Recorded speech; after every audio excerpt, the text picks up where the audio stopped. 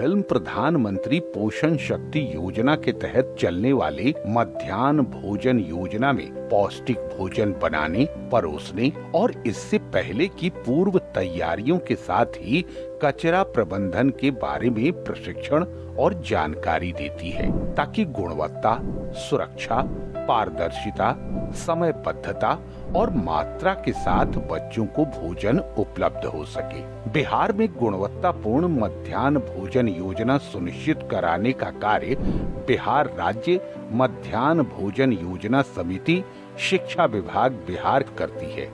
PM पोषण योजना का मुख्य उद्देश्य सरकारी एवं सरकारी सहायता प्राप्त विद्यालयों में नामांकित कक्षा 1 से 8 तक के बच्चों के सर्वांगीण विकास हेतु प्रतिदिन गुणवत्तापूर्ण तैयार मध्याह्न भोजन उपलब्ध कराना तथा उन्हें कुपोषण से मुक्त रखना है। मध्याह्न भोजन योजना में सबसे महत्वपूर्ण कड़ी रसोइया सह सहायक की है, जिनके द्वारा साफ सफाई के साथ गुणवत्तापूर्ण मध्याह्न भोजन तैयार किया जाता है। नमस्कार, आज हम प्रधानमंत्री पोषण शक्ति योजना द्वारा बच्चों को उपलब्ध करवाए जा रहे मध्याह्न भोजन की गुणवत्ता, पोषण से भरपूर भोजन पकाने के तरीके, स्वच्छता आदि विषयों को विस्तार से जानेंगे। मध्याह्न भोजन योजना 6 से 14 आयु वर्ग के बच्चों के लिए चलाई जा रही है। यह योजना बच्चों तक पोषण उपलब्ध करवाने के साथ ही उन तक प्राथमिक शिक्षा पहुंचाने और उन्हें विद्यालय से जोड़ने में कारगर साबित हुई है। अब आपको आंकड़ों की नजर से बिहार में चलने वाले मिड डे मील योजना की व्यापकता दिखाते हैं। बिहार के 70,500 विद्यालयों में 1 करोड़ 8 लाख बच्चों को मध्याह्न भोजन उपलब्ध कराया जा रहा है। इसके अलावा इसके सफल संचालन के लिए 2,20,000 रसोइया सहायक, लगभग 70,500 विद्यालय शिक्षा समिति के अलावा 534 प्रखंड साधन सेवी की सहभागिता रहती है, तभी इन बच्चों को उपलब्ध हो पाता है स्वच्छ एवं गुणवत्तापूर्ण मध्याह्न भोजन। तो देखा आपने कि कैसे सबकी सहभागिता से गुणवत्तापूर्ण भोजन बच्चों को उपलब्ध हो पाता है। मध्याह्न भोजन में सबसे महत्वपूर्ण है उसकी पौष्टिकता का ख्याल रखना, क्योंकि पौष्टिक आहार ही हमारे शरीर को स्वस्थ और सुदृढ़ बनाते हैं। और जब बात भारत के भविष्य कहे जाने वाले बच्चों की हो तो ये जिम्मेवारी और भी बढ़ जाती है। कैसे मध्याह्न भोजन की पौष्टिकता बरकरार रहे, कैसे मध्याह्न भोजन को स्वच्छ, सुपाच्य, गुणवत्तापूर्ण और सुरक्षित बनाया जाए, हम इसकी विस्तृत जानकारी लेंगे। भोजन बनाने वाली बहनों और भाइयों का भी साफ रहना काफी जरूरी है, यानी भोजन बनाने वाले को भी अपनी व्यक्तिगत स्वच्छता का पूरा ख्याल रखना है। भोजन पकाने वाले रसोइया भाइयों बहनों को अपनी व्यक्तिगत साफ सफाई के लिए किन महत्वपूर्ण बातों को हमेशा ध्यान में रखना है, यह जान लेते हैं। प्रशिक्षण के दूसरे चरण यानी भोजन की सुरक्षा और व्यक्तिगत सुरक्षा को सुनिश्चित करने की जानकारी लेते हैं। विद्यालय जाने से पहले अपने दांतों की सफाई जरूर करें। प्रतिदिन स्नान नियमित रूप से करना भी जरूरी है। अपने बालों को अच्छी तरह से बांध लें। अपने नाखूनों को भी नियमित रूप से काटें और उसे साफ रखें। अगर किसी तरह का घाव या खरोंच हो गया हो तो उस पर वाटरप्रूफ बैंडेज का इस्तेमाल जरूर करें। इन सब के साथ ही विद्यालय जाने के लिए साफ कपड़े पहने। तो ये थी विद्यालय जाने से पूर्व की तैयारी। इन सब के साथ ही स्वच्छता के लिए सबसे अहम है हाथों की सफाई। अपने हाथों को कैसे साफ रखना है, इसकी जानकारी लेते हैं। भोजन पकाने से पूर्व व्यक्तिगत एवं हाथों की सफाई। सबसे पहले अपने हाथों को पानी से भिगो लें। इसके बाद साबुन या हैंड वॉश लें। अब दोनों हथेलियों को आपस में रगड़ें और अच्छे से झाग बना लें। इसके बाद दोनों हथेलियों को ऊपर से रगड़ें। अब उंगलियों के बीच आपस में अच्छी तरह रगड़ें। अब अंगूठे और हथेलियों को साफ करें। उंगलियों से हथेलियों को साफ करें। अब साफ पानी से हाथ को धोएं। किसी साफ कपड़े से हाथ पोंछकर सुखा लें। तो हम लोगों ने यह समझ लिया कि रसोई घर की सफाई और इसके साथ ही व्यक्तिगत सफाई कैसे करनी है। भोजन की सुरक्षा और व्यक्तिगत सुरक्षा को सुनिश्चित करने की जानकारी लेते हैं। और यह जानते हैं कि भोजन और व्यक्तिगत सुरक्षा में किन किन बातों का हमें ध्यान रखना है। यह सुनिश्चित करें कि खाना पकाने और रखने का स्थान साफ सुथरा एवं सुरक्षित हो। खाना रखने के स्थान की दीवारें साफ हो और वहां तक सूरज की पर्याप्त रोशनी और हवा पहुंचती हो। भोजन रखने वाले स्थान पर लगी खिड़कियों में दरवाजे अवश्य लगे हों। इसके साथ ही भोजन रखने वाले कक्ष में दरवाजे भी लगे हों। भोजन रखने के स्थान पर यह सुनिश्चित किया जाए कि सभी भोज्य पदार्थ ढक कर रखे गए हों। भोजन बनाने वाले स्थान पर यह सुनिश्चित करना भी जरूरी है कि वहां सूखा एवं गीला कचरा रखने का अलग अलग प्रबंध किया गया हो। भोजन परोसने के लिए बर्तन की सफाई भी पहले कर लें। अब हम जानेंगे भोजन पकाने के लिए उपयोग किए जा रहे एलपीजी के सुरक्षा निर्देश क्या हैं। एलपीजी सुरक्षा निर्देश। एलपीजी ईंधन से संचालित चूल्हे की नियमित सफाई जरूर करें। रेगुलेटर को सावधानी से खोलें और बंद करें। यह सुनिश्चित करें कि एलपीजी सिलेंडर या पाइप कहीं से लीक तो नहीं कर रहा। एलपीजी सिलेंडर बदलते वक्त उसके रेगुलेटर को अच्छी तरह से लगाएं और चेक करें। सिलेंडर से चूल्हा को जोड़ने वाली पाइप को निर्धारित समय के बाद बदल दें और इसकी गुणवत्ता सुनिश्चित करें। एलपीजी सिलेंडर का उपयोग करते समय रसोई घर की खिड़कियों को खुला रखें। एलपीजी सिलेंडर के पास किसी तरह के ज्वलनशील पदार्थ का भंडारण न करें। भोजन पकाते समय आग लगने जैसी घटनाओं के बचाव के लिए जागरूक रहना भी जरूरी है। आग लगने जैसी घटनाओं से बचाव और जागरूकता। भोजन पकाते समय सुरक्षा के दृष्टिकोण से एक बाल्टी पानी हमेशा रखें, जो कि आग लगने जैसे आपातकालीन स्थिति में उपयोगी होगा। अग्निशामक यंत्र भी अवश्य लगाएं। पहनने वाले कपड़े में हमेशा सूती कपड़े का ही इस्तेमाल करें। इससे आग लगने का खतरा कम रहता है। भोजन बनाने के पूर्व की तैयारी। भोजन बनाने की पूर्व की तैयारी भी काफी अहम होती है। भोजन बनाने से पूर्व इन तैयारियों पर ध्यान देना अत्यंत आवश्यक है। रसोइये को भोजन पकाने में पहले सफाई, भोजन की पौष्टिकता एवं स्वच्छता को लेकर किन बातों पर ध्यान देना चाहिए, इसे जानते हैं। भोजन की सुरक्षा।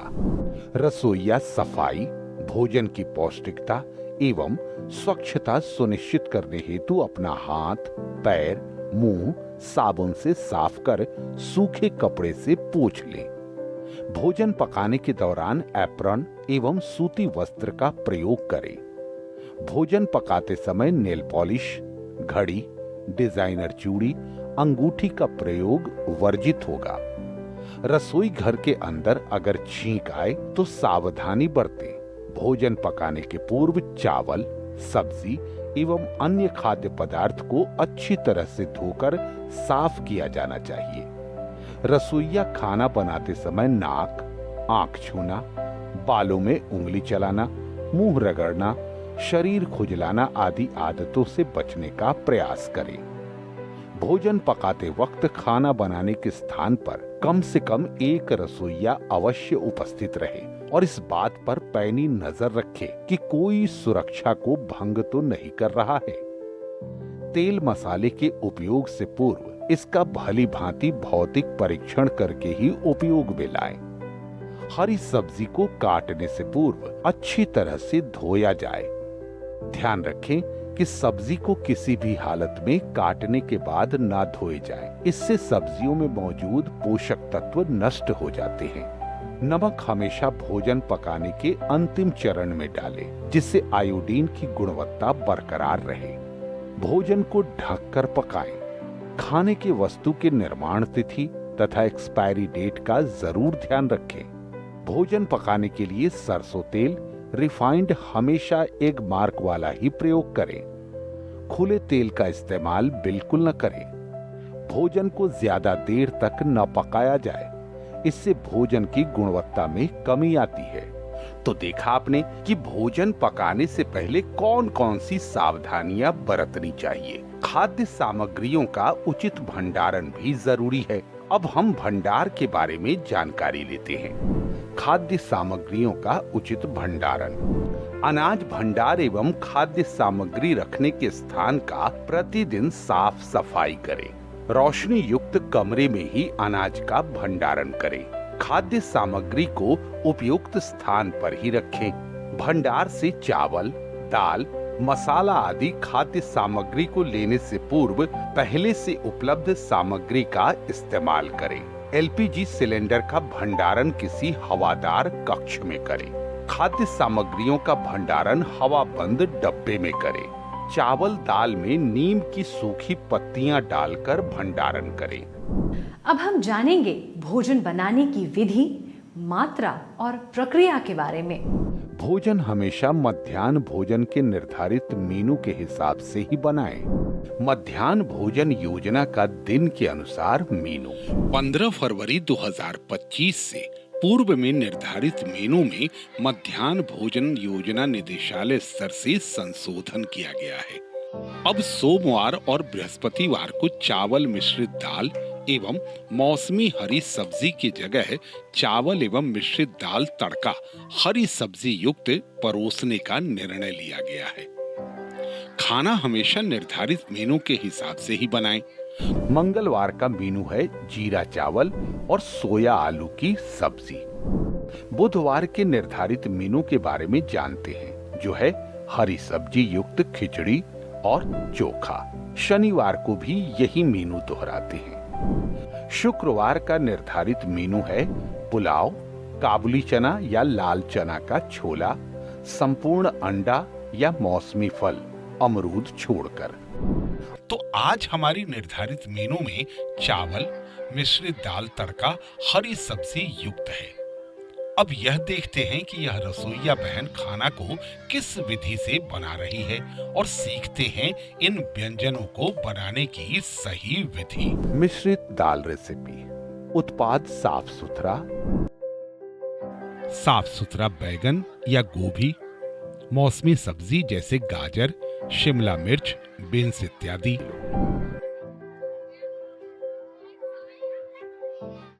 प्याज प्राथमिक 500 ग्राम, उच्च प्राथमिक में 750 ग्राम। टमाटर प्राथमिक 500 ग्राम, उच्च प्राथमिक 750 ग्राम। अदरक प्राथमिक 100 ग्राम, उच्च प्राथमिक 150 ग्राम। लहसुन प्राथमिक 100 ग्राम, उच्च प्राथमिक 150 ग्राम। हरी मिर्च प्राथमिक 75 ग्राम, उच्च प्राथमिक 125 ग्राम। जीरा पाउडर प्राथमिक 50 ग्राम, उच्च प्राथमिक 75 ग्राम। धनिया पाउडर प्राथमिक 25 ग्राम, उच्च प्राथमिक 40 ग्राम। हल्दी पाउडर प्राथमिक 30 ग्राम, उच्च प्राथमिक 45 ग्राम। गरम मसाला प्राथमिक 15 ग्राम, उच्च प्राथमिक 25 ग्राम। नमक प्राथमिक स्वादानुसार, उच्च प्राथमिक स्वादानुसार। तेल प्राथमिक 200 ग्राम, उच्च प्राथमिक 300 ग्राम। धनिया पत्ता ताजा प्राथमिक 100 ग्राम, उच्च प्राथमिक 150 ग्राम। विधि। दाल, मसूर, मूंग और चना प्राथमिक 2 किलोग्राम, उच्च प्राथमिक 3 किलोग्राम। 2 भाग मसूर और 1 भाग चने। दाल को साफ करके धो लें एवं 1.5 से 2 घंटे के लिए पानी में भिगोकर छोड़ दें। भिगोए हुए दाल के पकने में कम समय लगता है। इससे पोषण मूल्यों के साथ समय की भी बचत होगी। दाल को पानी के साथ धीमी आंच पर रखें। दाल पकाने के क्रम में यदि जरूरत हो तो झाग हटाएं। उबलते हुए दाल में हल्दी डाल दें।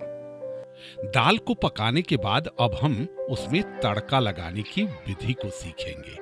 गोभी या परवल जैसी सब्जी को हल्का भून कर निकाल लें। बचे हुए तेल की मात्रा को गर्म करें एवं तेज पत्ता, मिर्च एवं खड़ा जीरा का छौंक लगाएं। बारीक कटी हुई सब्जियों को बर्तन में डालकर अच्छी तरह से ढककर पकाएं। पके हुए हरी सब्जी युक्त तड़का को पके हुए दाल में मिश्रित कर दें और उबाल आने तक पकाएं। तैयार हुए व्यंजन के ऊपर बारीक कटे हुए धनिया पत्ते से व्यंजन को सजा लें। बृहस्पतिवार को भी इसी मेनू को बनाया जाएगा। फोर्टिफाइड चावल रेसिपी प्रति 100 विद्यार्थी। प्राथमिक 10 किलोग्राम, उच्च प्राथमिक 15 किलोग्राम।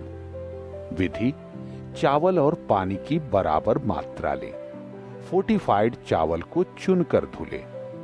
ध्यान रहे, चावल को हल्के हाथों से धुलना है।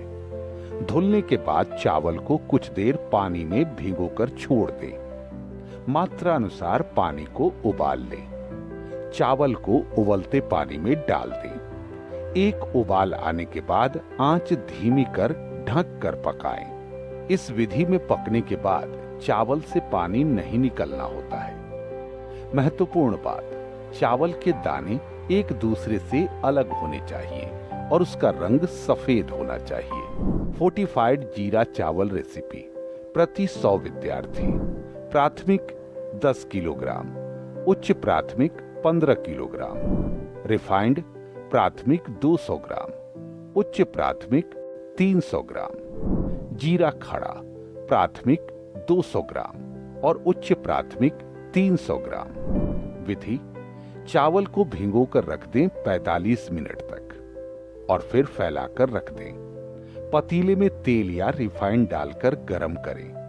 जीरा का छौंक दें। चावल डालकर भूनें। जब भूनने का आवाज मिलने लगे तो उसमें दुगना गर्म पानी डालकर पकने दें। सावधानी पूर्वक आंच से उतार लें।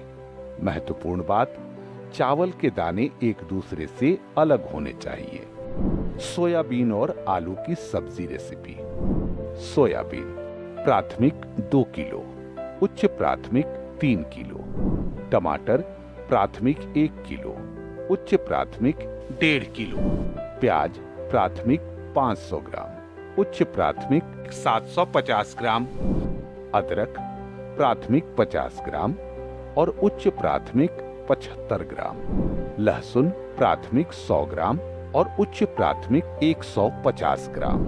जीरा खड़ा प्राथमिक 20 ग्राम और उच्च प्राथमिक 30 ग्राम। जीरा पिसा हुआ प्राथमिक 30 ग्राम और उच्च प्राथमिक 45 ग्राम। धनिया पिसा हुआ प्राथमिक 30 ग्राम और उच्च प्राथमिक 45 ग्राम। हल्दी पिसा हुआ प्राथमिक 30 ग्राम और उच्च प्राथमिक 45 ग्राम।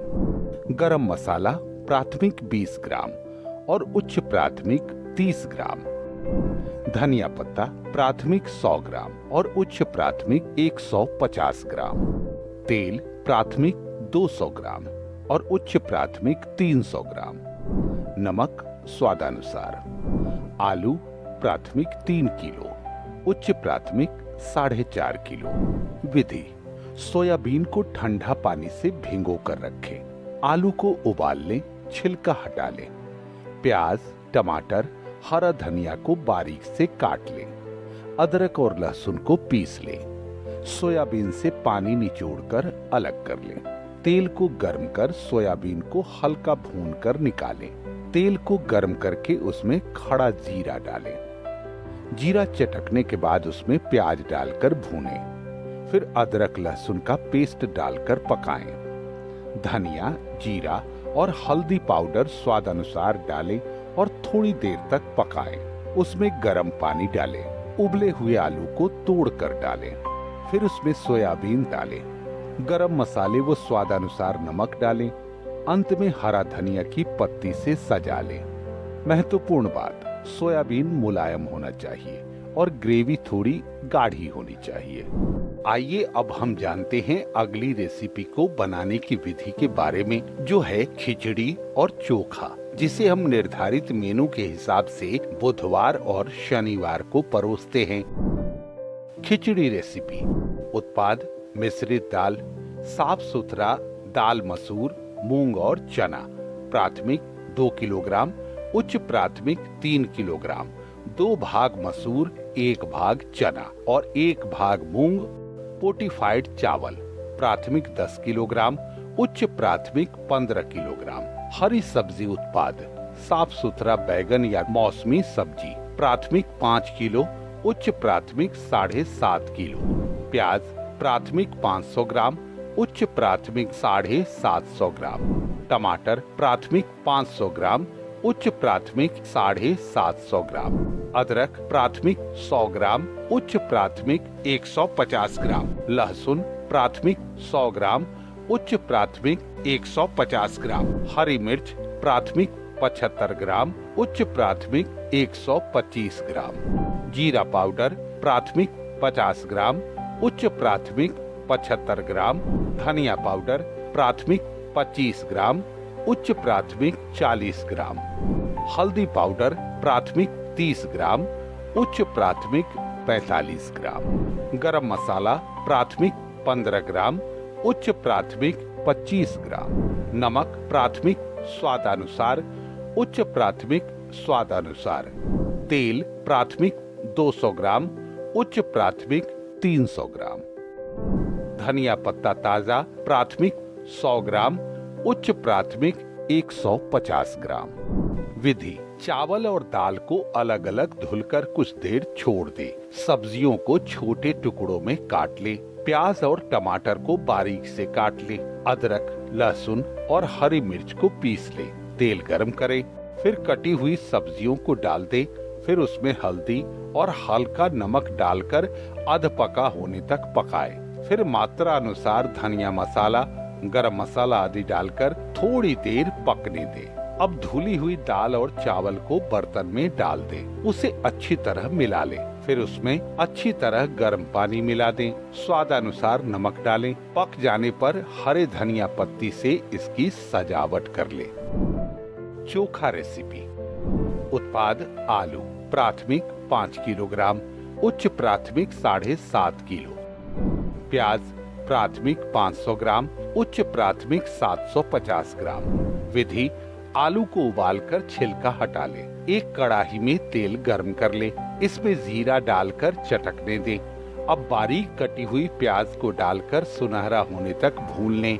छिले हुए आलू को तोड़कर प्याज के साथ गूंथ ले। स्वादानुसार नमक डालकर अच्छे से मिला ले। अब हम जानते हैं शुक्रवार को निर्धारित मेनू के बारे में, जो है सब्जी युक्त पुलाव, चने की सब्जी, अंडा या मौसमी फल। सब्जी युक्त पुलाव रेसिपी। उत्पाद फोर्टिफाइड चावल प्राथमिक 10 किलोग्राम, उच्च प्राथमिक 15 किलोग्राम। मिश्रित सब्जी मटर और गाजर प्राथमिक 5 किलोग्राम, उच्च प्राथमिक 7.5 किलो।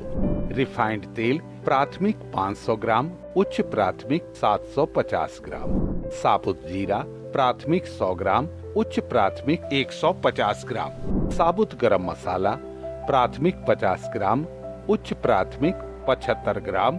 विधि चावल को धुलकर आधे घंटे छोड़ दे। चावल के अनुपात में पानी गर्म होने दे। गर्म पानी में हल्का सा तेल डाल दे। इस पानी के प्रयोग से चावल चिपकता नहीं है।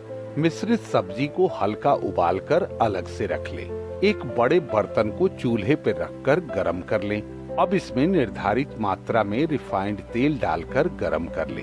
गरम तेल में साबुत जीरा और गरम मसाला डालकर चटकने दे। अब धुले हुए चावल को बर्तन में रखकर अच्छी तरह से चलाएं ताकि उसके अंदर की नमी सूख जाए।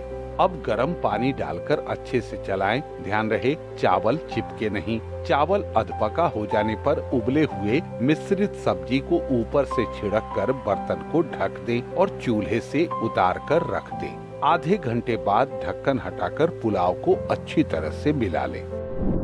काला चना और आलू की सब्जी की रेसिपी। उत्पाद काला चना प्राथमिक 5 किलोग्राम, उच्च प्राथमिक 7.5 किलो। आलू प्राथमिक 10 किलोग्राम, उच्च प्राथमिक 15 किलोग्राम। प्याज प्राथमिक 500 ग्राम, उच्च प्राथमिक 750 ग्राम। टमाटर प्राथमिक 500 ग्राम, उच्च प्राथमिक 750 ग्राम। अदरक प्राथमिक 100 ग्राम, उच्च प्राथमिक 150 ग्राम। लहसुन प्राथमिक 100 ग्राम, उच्च प्राथमिक 150 ग्राम, हरी मिर्च प्राथमिक 75 ग्राम, उच्च प्राथमिक 125 ग्राम, जीरा पाउडर प्राथमिक 50 ग्राम, उच्च प्राथमिक 75 ग्राम, धनिया पाउडर प्राथमिक 25 ग्राम, उच्च प्राथमिक 40 ग्राम, हल्दी पाउडर प्राथमिक 30 ग्राम, उच्च प्राथमिक 45 ग्राम, गरम मसाला प्राथमिक 15 ग्राम, उच्च प्राथमिक 25 ग्राम, नमक प्राथमिक स्वादानुसार, उच्च प्राथमिक स्वादानुसार, तेल प्राथमिक 200 ग्राम, उच्च प्राथमिक 300 ग्राम, धनिया पत्ता ताजा प्राथमिक 100 ग्राम, उच्च प्राथमिक 150 ग्राम। विधि: काला चना को एक दिन पहले भिगो कर रख दें। भिगोए हुए चने को उबाल कर रख लें। आलू को उबाल कर छील लें। प्याज और टमाटर को बारीक काट लें। लहसुन, अदरक और मिर्च को पीस लें। कढ़ाई को गर्म कर मात्रा अनुसार तेल डालें। साबुत जीरा और गरम मसाला डालकर चटका लें। अब इसमें प्याज डालकर भुनें। प्याज का रंग सुनहरा होने पर अदरक, लहसुन और मिर्च का पेस्ट डालें। अब इसमें आवश्यकता अनुसार हल्दी मसाला, मिर्च मसाला और धनिया मसाला डालें और अच्छी तरह से पकाएं। फिर इसमें चना डालकर अच्छे से मिश्रित कर लें। स्वादानुसार नमक डालें। फिर उबले हुए आलू को मिलाकर पकाएं। मिश्रण अच्छी हो जाने पर गरम मसाला डालें और मिला दें। फिर आवश्यकता अनुसार गर्म पानी डालकर अच्छे से उबाल आने तक पकाएं। सब्जी पक जाने पर कटे हुए धनिया पत्ती से इसे सजा लें। उबला हुआ अंडा रेसिपी। उत्पाद: 1 अंडा प्रति बच्चे। विधि: साबुत अंडे को किसी बर्तन में रखकर उचित मात्रा में पानी डालकर 20 मिनट तक पकाएं। अंडा उबाल आने पर उसे ठंडा करके छील लें। तो हमने मेन्यू के बारे में जाना। इसके बाद हम जानते हैं मध्याह्न भोजन की कार्य संचालन योजना के बारे में।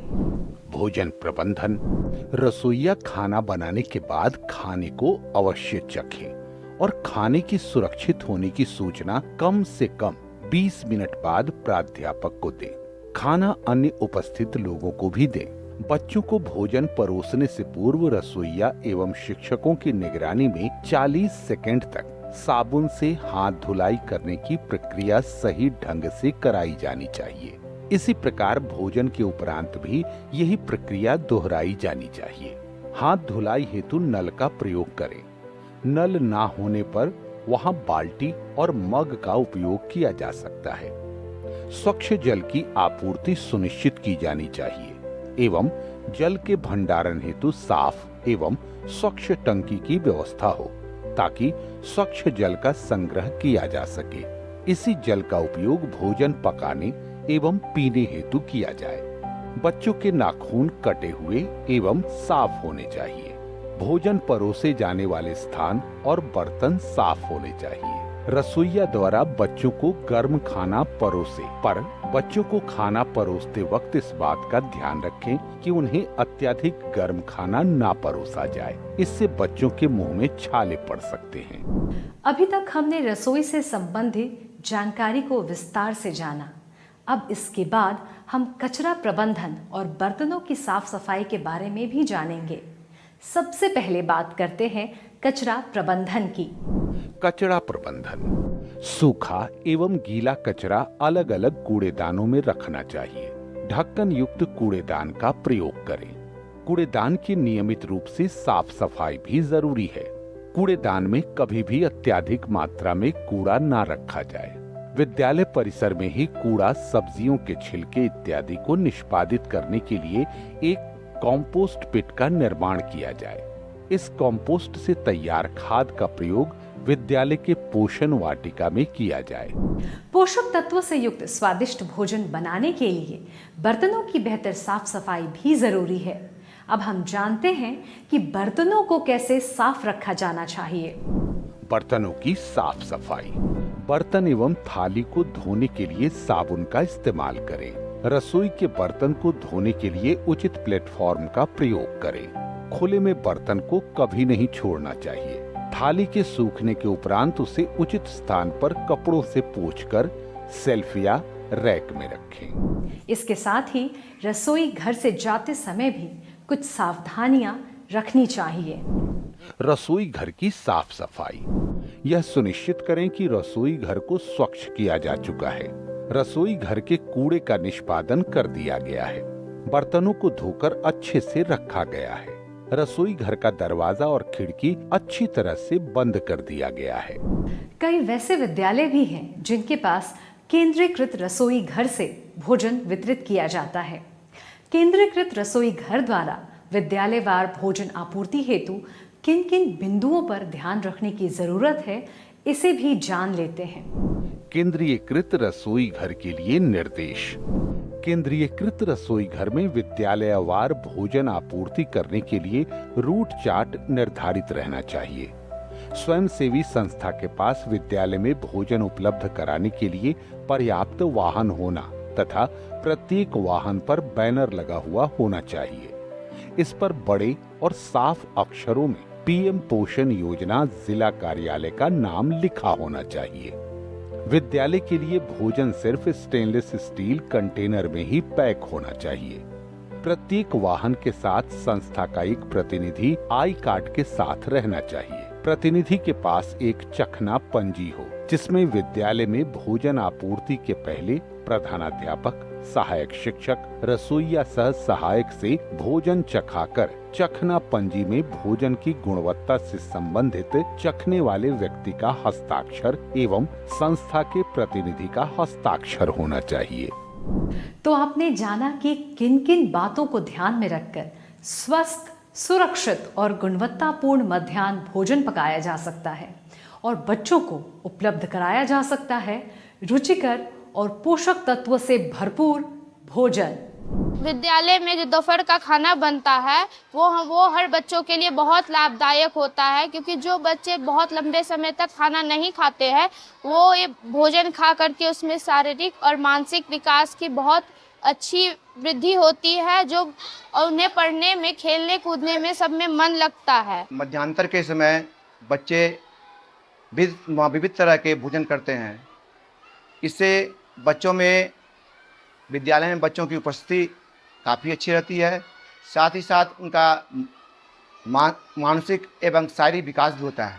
शोध जो है वो बताती हैं कि अगर जिन बच्चियों को मिड डे मील या फिर पोषक तत्व मिला है इस माध्यम से, उनके आने वाले जो आगे वाले पीढ़ी हैं, तो उनसे पैदा होने वाले बच्चे जो हैं उनमें विकास जो है वो बाकी बच्चियों से पैदा होने वाले बच्चों से ज़्यादा होती है। बच्चों के सर्वांगीण विकास के लिए आपका जो योगदान है, जो भोजन आप बनाते हैं स्कूल के स्तर पर, उस भोजन को कैसे और गुणवत्तापूर्वक हम लोग बना सकें, उसमें कैसे सुरक्षा विषयों को ध्यान में रखें और ख़ासकर जो साफ़ सफाई, स्वच्छता, उसके ऊपर भी हम लोग कैसे ध्यान रखें, सो दैट बच्चे जो हैं स्कूल में इस पोषक तत्व से ज़्यादा लाभान्वित हों।